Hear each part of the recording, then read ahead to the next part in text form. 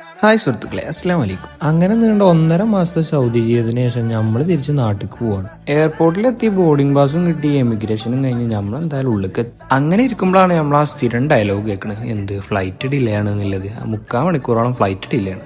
Flight എന്തായാലും delay ആണ്. പിന്നെ എന്താവുമെന്നൊന്നും പറയാൻ പറ്റില്ല. അപ്പം നമ്മൾ എന്ത് ചെയ്തു, കുറച്ച് ഫുഡും മേടിച്ച് കയ്യിൽ വെച്ച് അങ്ങനെ ഒരു നീണ്ട കാത്തിരിപ്പിന് ശേഷം നമ്മളെ ഫ്ലൈറ്റിൻ്റെ ടൈം ആയപ്പോൾ നമുക്ക് പോകാനുള്ള വണ്ടി വന്നു. അപ്പോൾ അതിലും കയറി നമ്മളെ ഫ്ലൈറ്റിൻ്റെ അടുത്ത് പോവാണ്. പണ്ട് നമ്മളിതാ കളിപ്പാട്ടം കൊണ്ട് ഇതേമാതിരി കാറൊക്കെ അങ്ങനെ ലൈൻ നിർത്തിയിട്ടിരുന്നു. ആദ്യമായിട്ടാണ് വിമാനമൊക്കെ ഇതേപോലെ ലൈനായി നിർത്തിയിട്ട് കാണുന്നത്. നമ്മൾ പോകാൻ പോണത് ഇതാ ഈ ഫ്ലൈറ്റിലാണ്. ഏതടാ ഓനും നമ്മളെ ഫ്ലൈറ്റിൻ്റെ മേലെ കൂടി ഓൻ്റെ ഫ്ലൈറ്റ് പറത്തി കളിക്കുക. ഓനെന്തായാലും നമ്മൾ മേലെന്ന് പിടിച്ചോളാം. അങ്ങനെ എന്തായാലും നമ്മൾ അതിവിദഗ്ധമായി ഫ്ലൈറ്റിൻ്റെ ഉള്ളിൽ എത്തി. ഫ്ലൈറ്റ് ടൈം ആയപ്പോൾ എടുക്കുകയും ചെയ്തു. മേലക്കണ് എത്തിയപ്പോഴാണ് വിശപ്പ്. പിന്നെ ഫുഡ് കഴിക്കല്ല, വേറെ ഓപ്ഷനും ഇല്ല. അങ്ങനെ ഫുഡും കഴിച്ചു ഒന്നും ഇറങ്ങി തിരിച്ചപ്പോൾ നമ്മളെ ഫ്ലൈറ്റ് ഷാർജയിലും നിർത്തുന്നുണ്ട്. ഇത്രേ നമുക്ക് പ്രശ്നമില്ല, എവിടെ വെച്ചാൽ നിർത്തിക്കോട്ടെ, എങ്ങനെയെങ്കിലും ഒന്ന് നാട്ടിൽ എത്തിച്ചെന്നാൽ മതി. അങ്ങനെ എന്തായാലും നമ്മൾ ഷാർജയിലെത്തി. ഷാർജയിൽ 2 മണിക്കൂർ ലെയർ ഉണ്ട് എന്നാണ് പറഞ്ഞത്. 2 മണിക്കൂർ പോയിട്ട് 10 മിനിറ്റ് പോലും അവിടെ നേരെ നിൽക്കാൻ പറ്റിയിട്ടില്ല. ജിദ്ദിന്ന് ഫ്ലൈറ്റ് ഡിലേ ആയതുകൊണ്ട് തന്നെ ഷാർജയിൽ നമുക്ക് പോകാനുള്ള ഫ്ലൈറ്റ് എടുക്കുന്നതിൻ്റെ 1/2 മണിക്കൂർ മുമ്പ് നമ്മൾ അവിടെ എത്തി. അങ്ങനെ എന്തായാലും നമ്മൾ ഫ്ലൈറ്റിൽ കയറി ടൈം ആയപ്പോൾ ഫ്ലൈറ്റ് കൊടുത്തു. പിന്നെ നമ്മൾ ഈ യാത്രക്ക് ഒരു പ്രത്യേകത ഉണ്ട്. എല്ലാവരും കൊച്ചിയിലും കോഴിക്കോടും പോയിട്ട് ഇറങ്ങല്, പക്ഷെ നമ്മൾ ഇറങ്ങുന്നത് എവിടെ,